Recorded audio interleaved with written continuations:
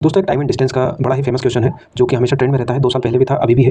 But ये बड़ा simple लेकिन कहीं न कहीं उलझा ही देता है। एक व्यक्ति यदि अपनी चाल का 4/5 चाल से चलता है तो अपने कार्यालय 20 मिनट देरी से पहुँचता है। उस दूरी को पूरा करने में उसे सामान्यतः कितना समय लगेगा? ये 2 तरीके से फ्रेम किया जाता है। एक तो इसमें समय पूछता है, दूसरा उन दोनों के बीच की दूरी पूछता है।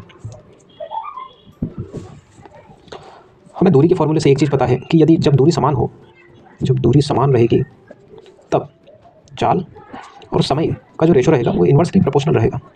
ठीक है, यानी कि हम यहाँ पे क्या करते हैं, चाल समय एक तो रहेगी अपनी वास्तविक चाल और एक रहेगी अब की चाल।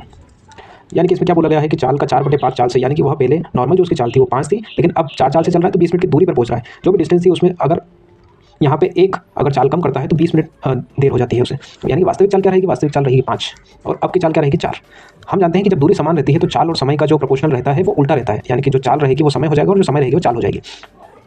दूरी समान तो यानी कि इसे समय कितना लगेगा 4, और यहाँ पे अगर 4 चाल से चलता है तो इसे समय कितना लगेगा 5।